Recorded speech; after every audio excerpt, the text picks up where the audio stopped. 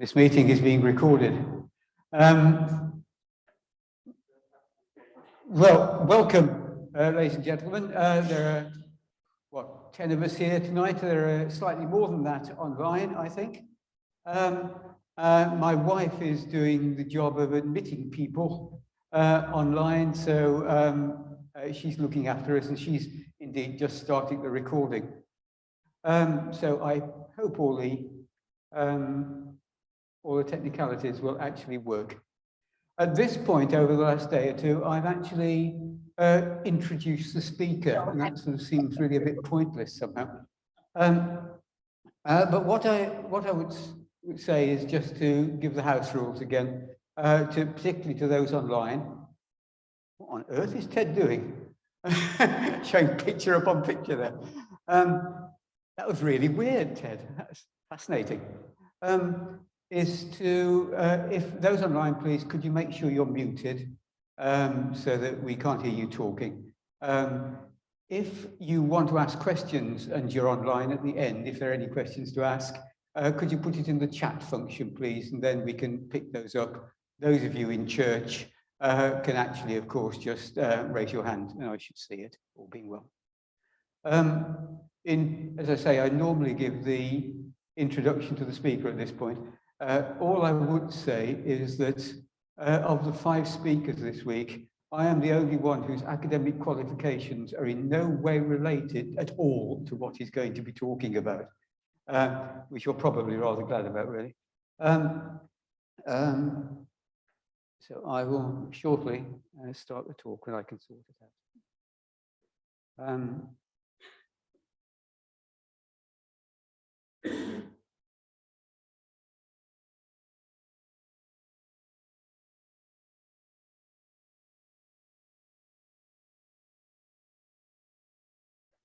Right. I'm hoping everybody can see that. Ted's waving his hand. Sorry? Okay, well, yeah, good. Well, welcome. I have perhaps the most contrived of titles this week, and I contrived it. St. Michael's Angels, the 19th century clergy and their parish. I have to apologize to Ted in advance. Other people have stood still. I am unable to stand still when I'm talking. So you might need to move it about, Ted, a bit, I fear. I want to look at the 19th century clergy. Angels, by definition, are spiritual beings believed to act as an attendant, agent, or messenger of God, conventionally represented in human form with wings and a long robe. We have a 19th century clergyman there who's simply lacking the wings. If you want a justification, that's it. But I really just want to talk through St. Michael's during the 19th century and looking really at the incumbents, using them as a framework. It's a really interesting century because at the start, you know almost nothing about them. And they come into focus as you go through the century. If we begin in 1781, the earliest plan of Lichfield, and you can see St. Michael's in the bottom right there, and it is really quite a rural situation. If I show it a little bigger, Green Hill around it has got some houses, but not that many, and there are fields all around. A very different feel to how it would be now. The parish as well was very different. If you look at that map and just see where the words St. Michael occur. And St. Michael occur around here.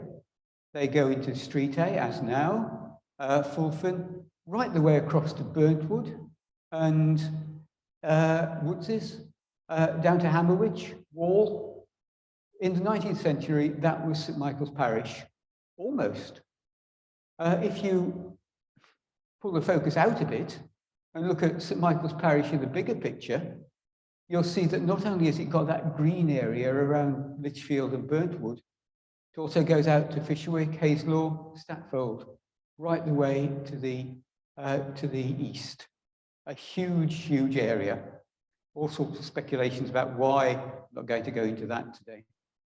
St. Michael's, 1798, a picture from the William Salt Library from the south side. And you notice it's got a door sort of there in the middle on that side. And so there's that door. You might also notice the chancel is the same height as the rest of the building there in 1798, not lower like it is now. Right, now come to the clergy.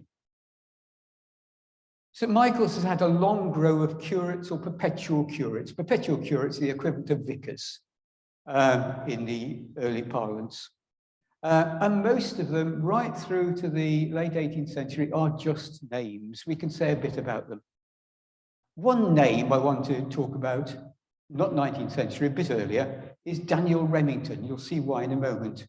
He was born in Lichfield. He was actually the grandson of William Baker, the vicar of St. Mary's. No relation. There were my relatives in Lichfield at the time, but they were labourers in Stowe Street, so it's rather a different world they inhabited than William Baker. And you can see he held a variety of posts. Not only did he hold the perpetual curacy of St. Michael's, he also, at the same time, was vicar choral at the cathedral. For part of the time, he was vicar of Harborne and vicar of Alderwas. And then he went on to be vicar of St. Mary's. But basically, he was a pluralist. He had a number of livings that augmented his salary, and no doubt he hired curates to take the services for him. Remember that name, Remington. Remember it because his son, William Remington, was actually the first 19th century curate at St. Michael's. He was born in Lichfield. He went to St. John's, Cambridge. He was curate at St. Mary's under his father. He became perpetual curate of St. Michael's, which was in the gift of St. Mary's, in 1781. That's how they did it in those days. Don't know anything about him really, except that's his tombstone, memorial in the cathedral, which to my shame I've never seen. This is from a church memorials website. And it says, you won't be able to read it on there, he was the one who instituted Sunday schools in Lichfield, the first to institute Sunday schools. So a little bit of flesh on the bones there. But I want to just talk briefly, before I go too much further, about St. Michael's and how the parish and how it developed. We've got some wonderful registers, and they have all been digitized, and we can look at them in Excel and do all sorts of fancy things with them. And there were about 60 to 80 baptisms a year, and they all gave parental occupations. And of those, 210 were labourers, 650 I call economically inactive, single women, workers, spinsters, and very few baptisms actually to the upper classes in Lichfield. When you look around at all the monuments here, you think St. Michael's was, you know, a place where the upper classes gathered. Those statistics don't tell that story. They tell a very different story about a very much a local community church and a wide range of occupations. I'm going to show a couple of graphs now. I know not everyone likes graphs. I like graphs. I think graphs are good, but not everyone does. But just a couple to show how things change over the year. That shows in each of the blocks the age at which people died. So 0 to 10, whatever. And the different lines in the blocks show the different decades in the century. Two things stand out. If you look at the first block, right across the century, there are 25 to 30% of funerals were for kids aged below 10. Hugely different from now. If you look very carefully, you can see another little peak in the early years of around 20. That's women in childbirth, in fact. But gradually, of course, it became more and more, it was the older people who were dying. But that's one thing that's very different from now. The other things from the marriage registers. If you look at the marriage registers, again, through the decades, basically the red line is when both bride and groom signed their name. And the green line is when the groom only signed his name, the blue when the bride only signed her name, and the purple when neither signed their name. And it's the way the red line goes up. You know, what did the Victorians do for us? They taught us to read, gave us literacy, really. And that's change, you know, that is a huge change that was going on during the course of the 19th century. Okay. The next perpetual curate, guess what his name was? Remington. Guess where he was born and where he went to college? Lichfield, St. John's College. He was perpetual curate of St. Chad's during the time of his father, who was also the living of St. Chad's was in his gift as well.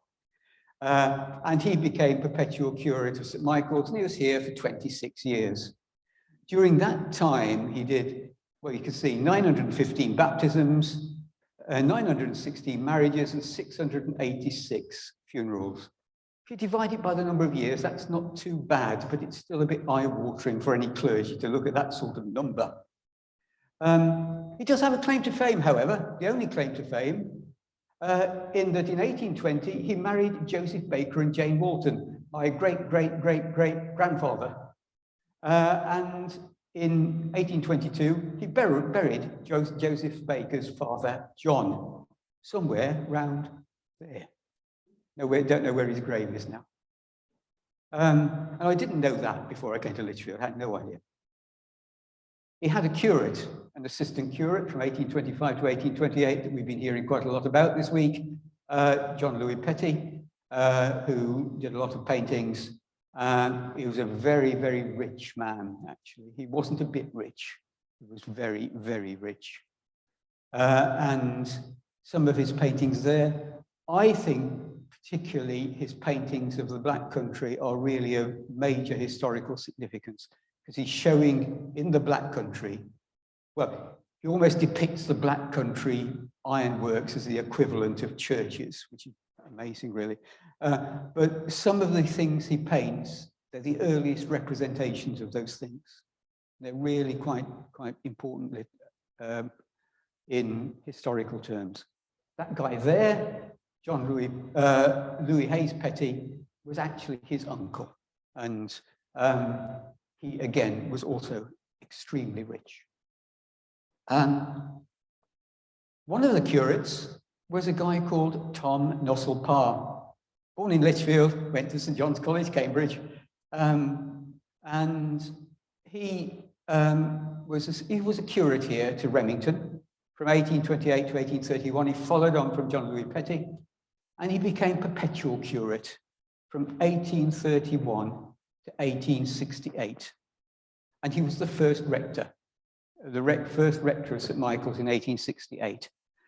And he basically had one job. He was a priest vicar at the cathedral, which no doubt augmented his living a little bit.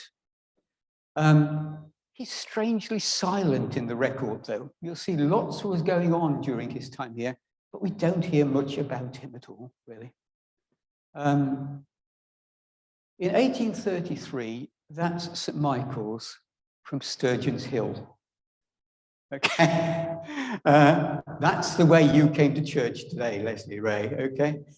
It is weird, isn't it? That's St. Michael's from Sturgeon's Hill. Oops, sorry about that. Oh, no. Over the course of the next few years, the parish started to shrink.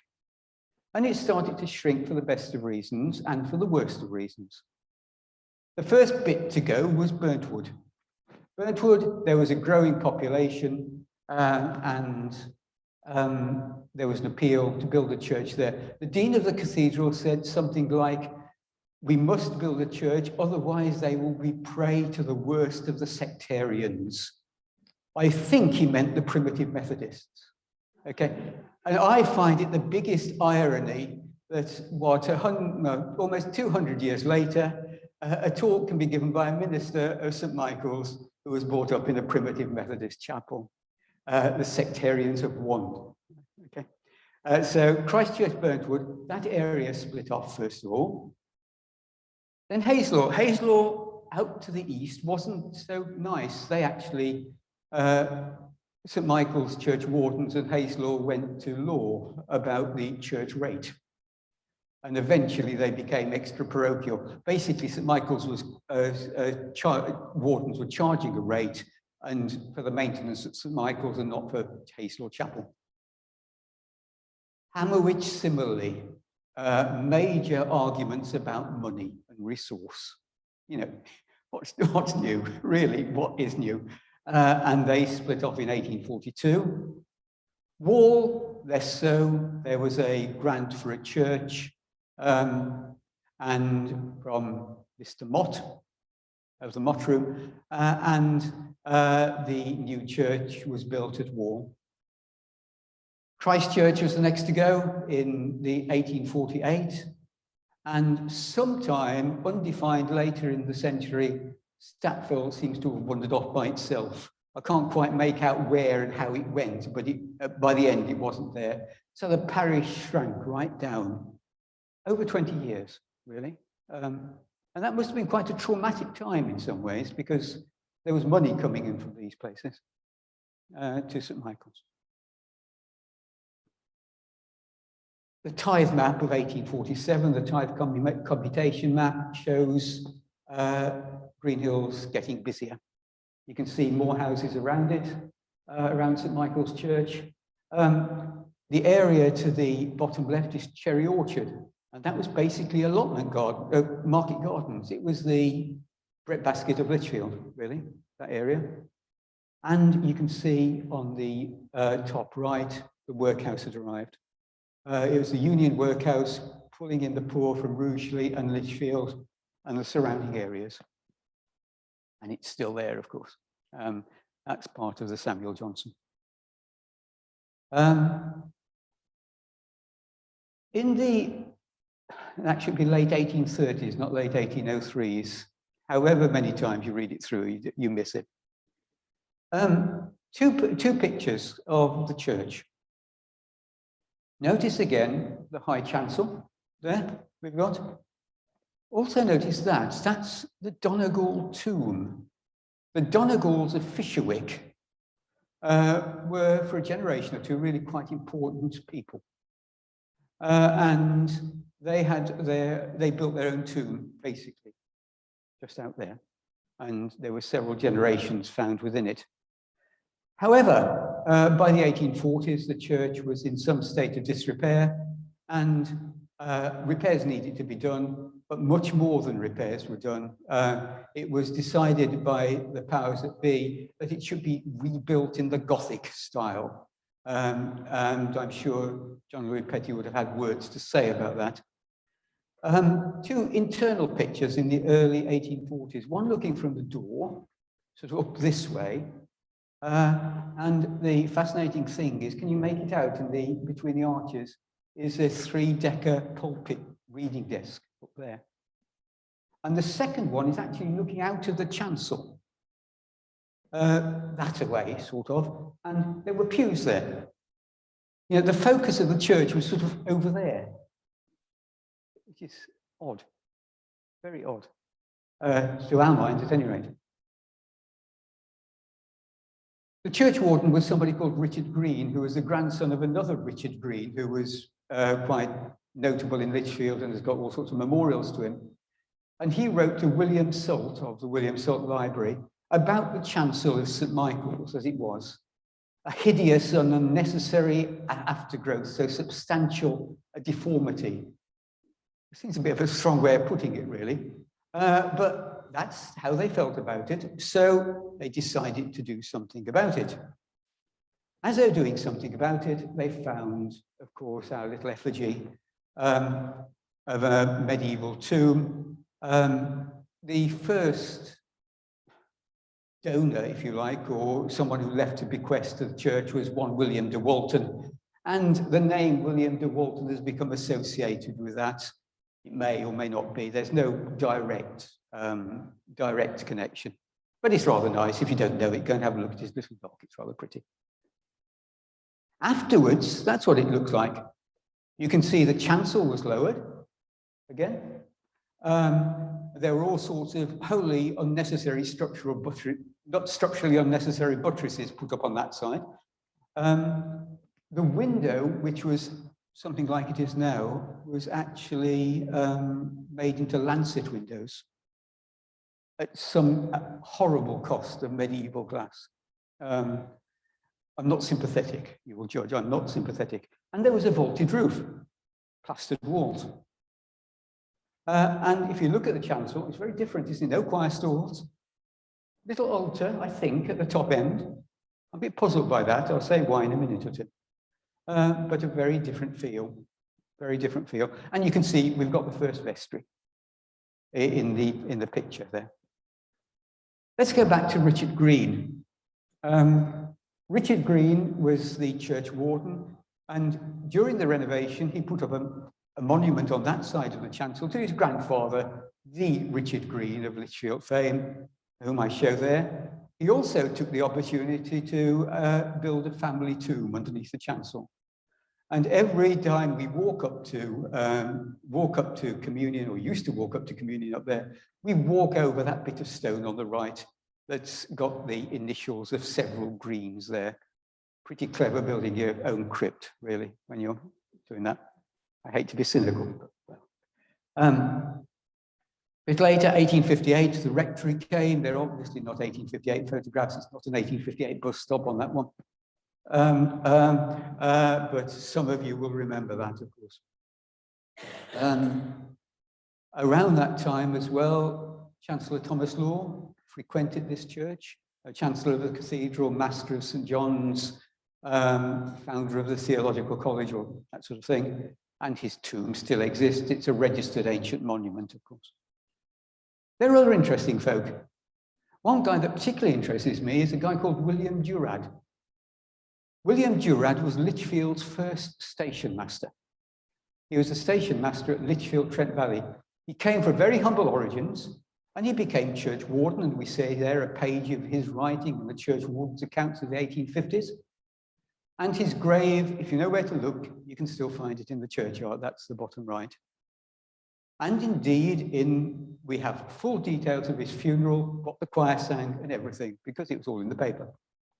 The thing that particularly intrigues me about this is just down here, you might have seen, sorry Ted, these are memorial tiles to Bishop Lonsdale and Bishop Selwyn. And they're sort of triangular. And I show them on the bottom right, bottom left there. Over here, there are 3 memorial tiles to the Durads, put in about 40 years later. And I could only think that his family placing them there opposite the bishops were trying to make a point. That's all I could think about. Again, you can call me cynical if you will, but that's the way I would interpret it. So we come on to 1862. For another drawing, you can see the avenue of trees still there. Some things have changed.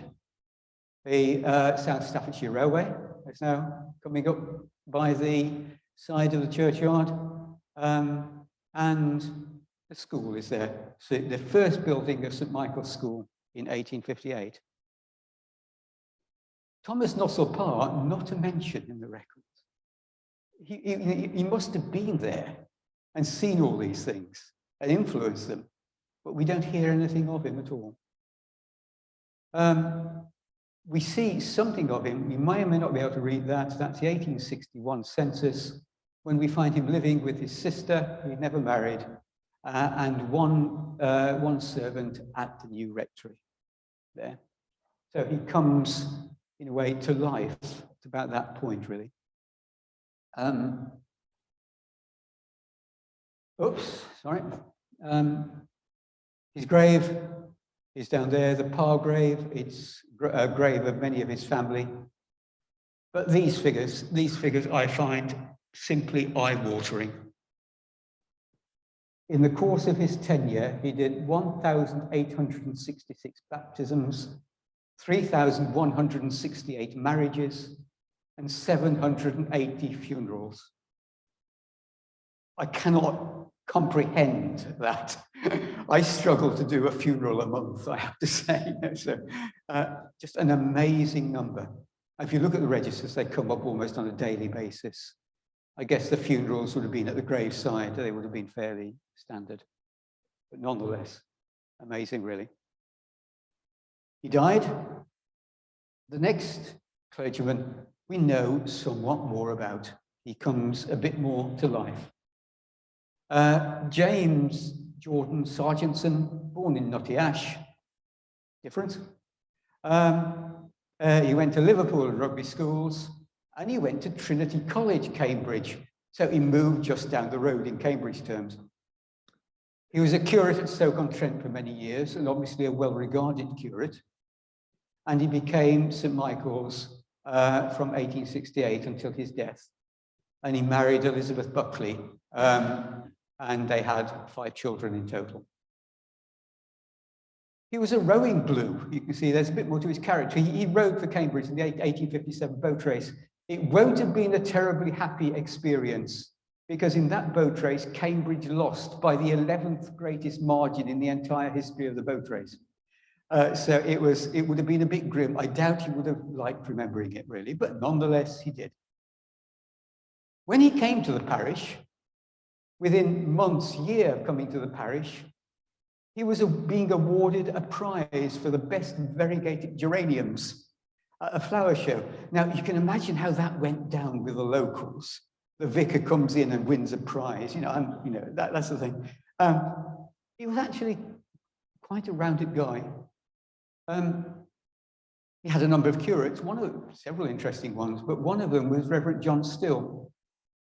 I mention him because last week there was the 150th anniversary of the martyrdom of Bishop John Patterson in 1871 in the Solomon Islands of the Melanesian Mission. John Still actually went not quite from here, but not long. He went from here to Wolverhampton for a while, and then went out to the Melanesian Mission. And that should be, mistake after mistake, I'm appalled. Melanesian Mission 1873 to 1879. And then he became vicar of the Pro Cathedral in Wellington. And then he came back home. I would suggest it must have taken a bit of courage when you know that your bishop's just been martyred to actually go out there. He was accurate. One of the tragic events that Sargentson saw was a major fire, and you can see where that is in Lichfield, in Brett Market Street. I think it's Brett Market Street there. The little house next to the coffee shop. In 1873, there was a major fire there, and 3 adults and 5 children all died. They were Catholics, and so the funeral was held at the Catholic church, but they were buried in St. Michael's churchyard. And we read something of it here. The Reverend J.J. Sargentson meeting the cortege and proclaiming the inspired opening sentences of the burial service. The coffins were taken out of the hearses and placed side by side at the foot of the grave. The mourners were ranged around. Every head was bowed, and in a silence broken only by occasional sobs, the reverend gentleman gave out the 90th Psalm. His voice trembled with emotion as he declared how in the morning man's life is green and groweth up, but in the evening it is cut down. Sargentson was visibly upset by that. It must have been a hugely draining emotional time for him. The stone is still in the churchyard down there. Something of his ecclesiastical position can be found in the fact that he signed a petition against legalizing Eucharistic vestments under the eastward position. At that time, I guess most clergy would have said communion on the north side of the altar. Indeed, that's how the vicar I was brought up with, well, when I first became Anglican, how he celebrated. Which probably says something about my original churchmanship. I shouldn't really say to the bishop, but that's he'll know. But he was against it. And you can see his name there. And that puzzles me when you look at that old picture of the chancel, how you celebrate north side on that altar as it was. I just don't know. I don't know. It puzzles me. But he was clearly what you might call a Protestant in these terms. But a Protestant who, over the course of his tenure, the worship became more and more Eucharistic as he went through. It was quite interesting. June 77 in the service book. This is the 1000th time I have preached in this church. Okay, heartfelt. In 1878, he baptized one Walter Durad. You remember Durad, the Litchfield station master? He was the grandson of William Durad. William Durad went on to the Melanesian mission again, and he actually became quite a significant anthropologist, writing books such as The Attitude of the Church to the Suke, which are the inhabitants of the Torres Straits Islands. And his work is still quoted in anthropological terms. He became quite an important guy. So that's him there. Okay. So another link with the Melanesian mission, and perhaps a bit more remote, this one.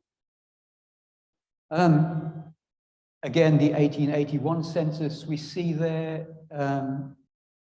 James Jordan Sargent, his wife, and his 5 children there. Actually, there was a 6th, I should have mentioned, who died not long after they came here and is buried in the churchyard. And they have 4 servants there. So number of servants has increased. Holy Week 1882. I mean, you're not going to go through that. That's the time that's in the service books, just straight out of the service books for the church. And you can see over the course of the week how many services he took and the sermons. He preached at every one of them. That is, again, quite staggering. How long he preached for, how good they were, who knows? But nonetheless, he was very conscientious in preaching the word and in the worship of the church. Very conscientious. He also played the bells. And these are just pictures taken from the belfry of times when he played the bells. A complete peal of plain bop minor, a complete peal of grandsire minor, and another one. Can't quite read it, sorry, but he was an accomplished bell ringer. I know nothing about bell ringing. I really don't. So I'm not going to say any more and embarrass myself. By 1882, here again, we see the First Ordnance Survey map. See how much busier it's getting around St. Michael's now. There, much busier. And the school's there. The school is now got 2 buildings. One bit from 1858 that's now the girls' school, and one bit from 1869 that's the boys' school. But that's not the final form yet. June 1883. This is the 2000th time I have preached. He died relatively young. I don't know why. I could find out by going for his death certificate, but actually, it might sound a bit bizarre. It actually feels a bit intrusive to do that to somebody else, to look at his death certificate. He has a monument up there. The fountain down at the bottom of the Green Hill is also there in his memory, and we can see his grave is out there in perhaps the wildest and most overgrown bit of the churchyard. And I haven't been able to find it. Indeed, I haven't been able to get near it because you either get your legs scratched or you ruin a pair of trousers trying to get into it. And that seems a bit sad, really. He did 1,123 baptisms, 1,189 marriages, and 215 funerals. So not so many. He wasn't there so long. And he was followed by Cyril Egerton Hubbard, born in Kensington, He went to Eton College in the day when being an old Etonian was respectable. But he also went to St. John's College, Cambridge, again. He was a curate in suburban parishes in London before coming to St. Michael's, and he stayed for 7 years. He and his wife Agnes had 2 children. When he came, he instituted a cricket team. And here we have a report of a match between St. Michael's and St. Chad's. And this is embarrassing. It really is embarrassing. It's a 2-innings match. It would all be played on one day. Goodness knows what the pitches were like. And St. Michael's scored 13 in the first innings and 31 in the second. And St. Chad's scored 100 in their first innings. So to me, that means St. Chad's won by an innings and 56 runs. Reverend C. Hubbard played, and he was LBW for naught in the first innings. He took a wicket, he bowled somebody, and then he was run out for 12, top scoring at 12 in the second innings. Oddly, that's the only report of the St. Michael's cricket team that exists. Can't think why, can't think why. St. Michael's School achieved its fairly final form by the infilling of various buildings around then. And we do read in the press for both James Sargentson and Cyril Hubbard, they were very involved with the school and with the national schools in general. And that was obviously something that they took very, very seriously. The 1891 census, here we have Cyril and his wife and children, and this time 5 servants. He was a very, very wealthy man, without a doubt. But it's not how clergy live these days.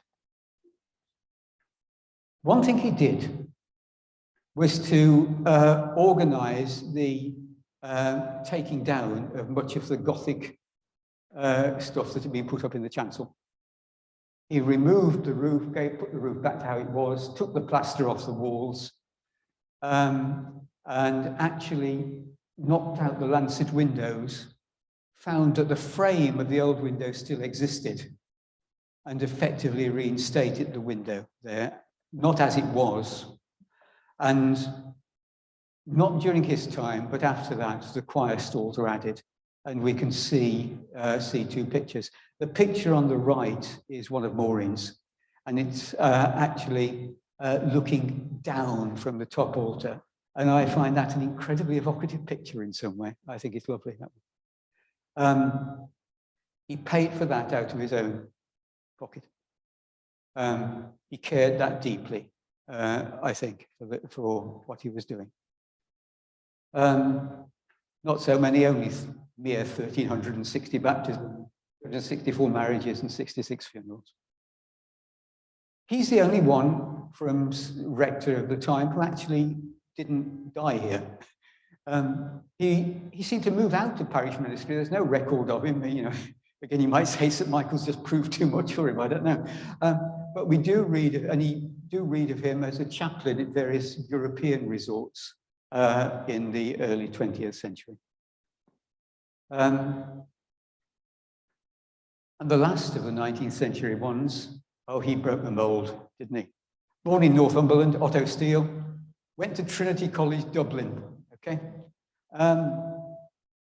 He, with curate vicar of loads of places, becoming rural dean of Newcastle, that's our Newcastle, over in Stoke. And when he came to St. Michael's, he was a hugely experienced clergyman. He was, you know, very, very experienced. He married Flora, I think. Can't quite get the record straight. And they had a couple of children. Flora, it was certainly Flora, but Flora, I don't know what, because they were married in Ceylon. And I can't find it out.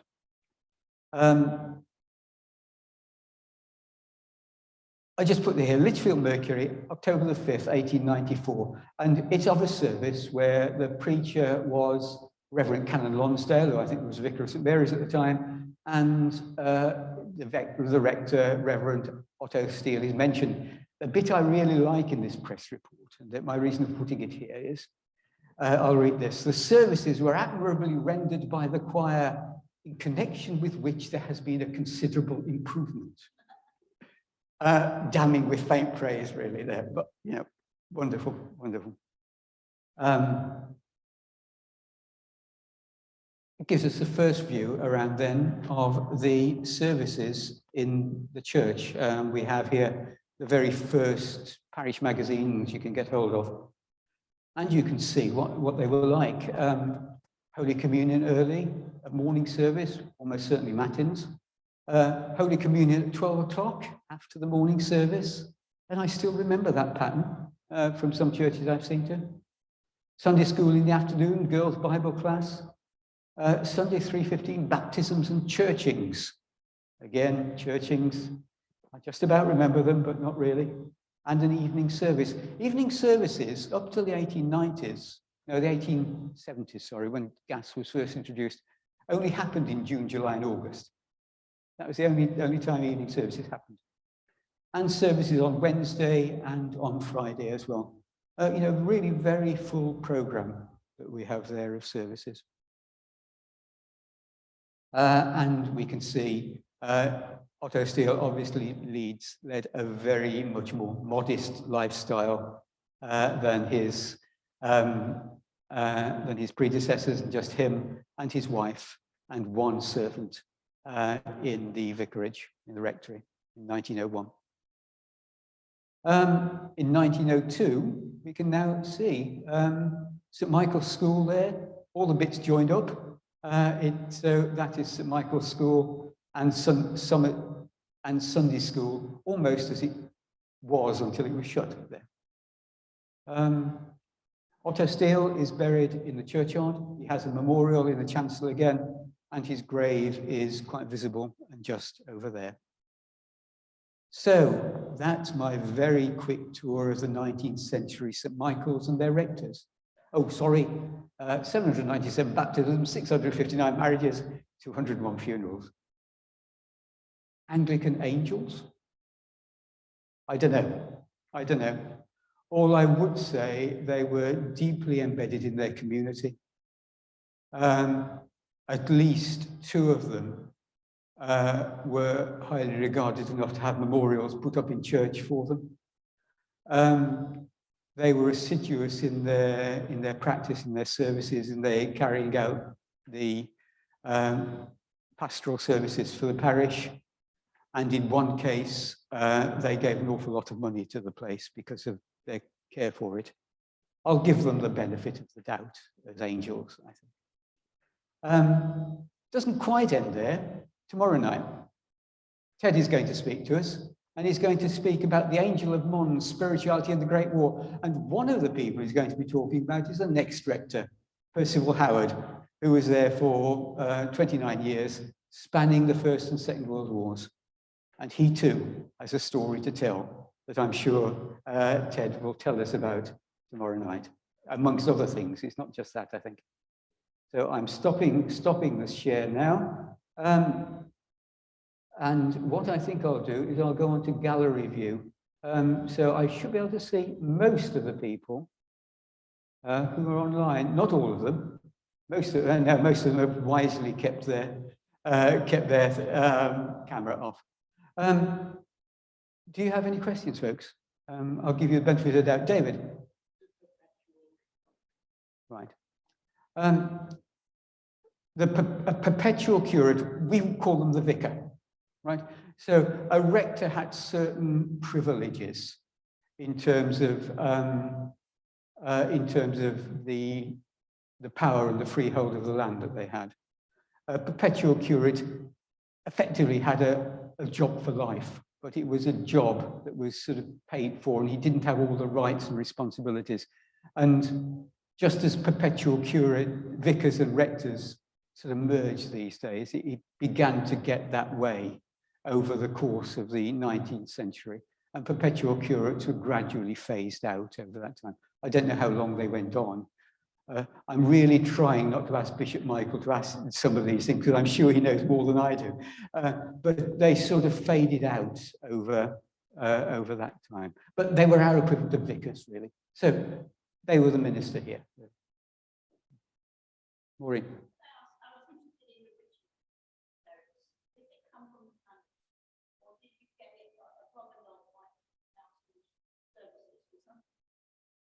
Say that again. Oh, no. I think the Remingtons, for example, they're a well-established clerical family. They would have made a lot of their money from holding a lot of livings together. James Sargentson, Nosselpar was actually the son of a lawyer. So a well-to-do middle-class man. James Sargentson similarly was a well-to-do middle-class man. Cyril Hubbard, I don't know, but obviously very wealthy. Otto Steele, I don't think particularly so, in fact. I think he was, he's obviously very bright, but I don't think he was particularly wealthy. Yeah, they again, speaking really about stuff I don't know, but the fees that came through funerals and the like were shared between the parish and the rector. And up until the 1830s, basically each living was endowed with a certain amount of money. So the bigger livings had more money and they were the ones you wanted to get. When tithes were commuted in the 1830s and the ecclesiastical commission was set up, that started the process of levelling up the salaries. But it took many years after that before it actually happened. Bishop Michael. Thank you very much. Did you find out much or say much about the relationship between church and I could actually say quite a bit about it, which I deliberately took out.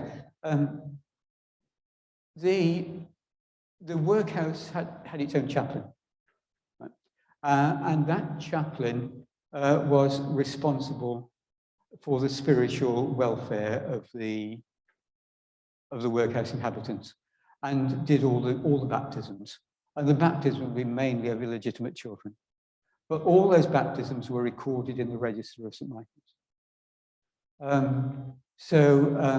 And we often see the workhouse chaplains preaching at St. Michael's as well. And there's interchange. All the burials were in the churchyard. Some taken by the incumbent, some taken by the workhouse chaplain. I think almost without exception, the perpetual curates or rectors at St. Michael's were trustees of the workhouse. So there was a great deal of interaction at that level. Now, quite how that worked out in the community, I don't know, because I suspect it wasn't a whole, they would have been a community within a community that might not be fully accepted, and the records don't really tell you that very much. But the whole issue of the workhouse, and I know it happened in the you can read about it in the issue of Mercury's anywhere else. Paradoxically, the kids in the workhouse would tended to get a better education than the children in the parish, because that's what they paid a teacher for, to teach in the workhouse. And people couldn't square this, and they were talking about degrading the education in the workhouse because it wasn't fair. Yeah, very odd, very odd. I don't know whether that really answers the question, but there was a lot of interaction, and you can see it when people, the cross in the registers and in the service books as well. Is there anything from folks online? If there is, throw it up in chat. Well, there's silence, but that's probably to the good. I think I will therefore leave it there. Oh, Ray. Oh, you might. Yeah.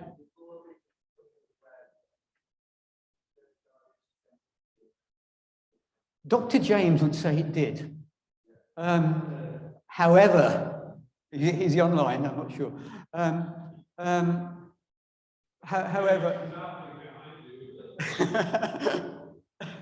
I am not wholly convinced, because on some of the on the tithe map, for example, which just predates the coming of the railway. The land to that side of the current churchyard boundary, to the railway boundary, is fields. Now, that doesn't mean it was never part of the churchyard, because the churchyard was largely a settlement for, largely used for grazing, for cattle in the early days. But certainly at that point, it looks to me as if it were fields, and those fields weren't owned by the church. You can get that from the tithe register, which suggests to me that, no, it wasn't. I might be wrong, but I probably need to do a bit more looking into the details. There is something come up on chat. Are there any other connections you know of with the coming of the railway and St. Michael's? Who's that from? Richard. Yeah, I thought it might be. Hi, Richard.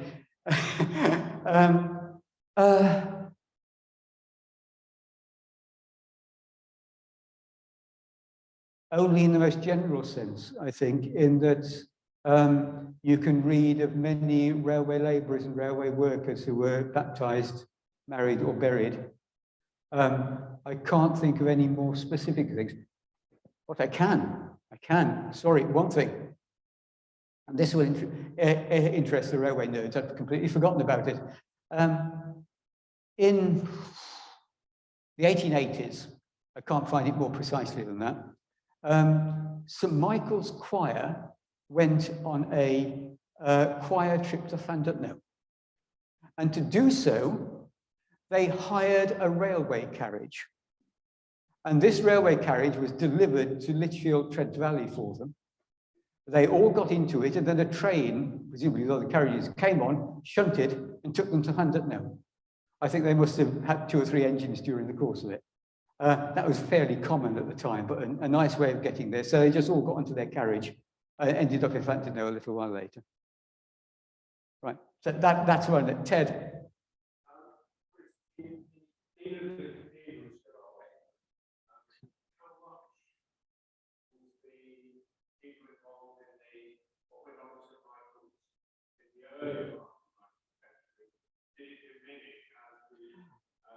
I'm not sure where the Dean's patronage comes from, I have to say, Ted, because in the 19th century, the patronage was with the Vicar of St. Mary's. Now, at some stage, I don't quite know how it got to the chapter. There's something there I don't know. But you can see from the jobs that the clergy at St. Michael's tended in the 18th and early 19th century to have to be priest vicars at the cathedral, or vicars of the prebends of the cathedral, or to hold prebendaries themselves. And they would have been more than the titular ones that our last rector held. I think they would have been real things that came with real money. So there would have been interaction there. And we know going further back into the 17th and 18th centuries, then it was a job of the prebends to provide preachers to St. Michael's, even when St. Michael's had curates. And there's a classic tale that's in all the guidebooks that there was a disagreement at some point between the church wardens of St. Michael's and the prebends, because the prebends wanted to drive a carriage up to the door of St. Michael's because they didn't wish to walk. The church wardens told them, we're not allowing that. You can't possibly park your carriage just outside. And it got to the stage where the prebend said, okay, then here's our vicar. He's coming with a sermon he'll read out. And it actually took the dean of the cathedral to sort that out, basically intervene. So, but that whole relationship, how it developed, I just don't know. I don't know how the dean and the chapter became our patrons. I don't know whether you know any more, Michael.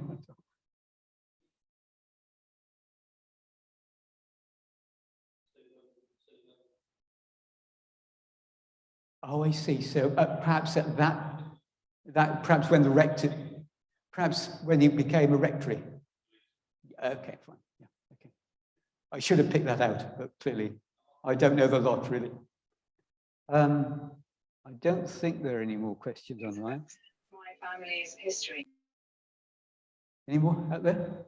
No? In that case, then, thank you very much indeed. And I look forward to hearing Ted tomorrow evening. So do I.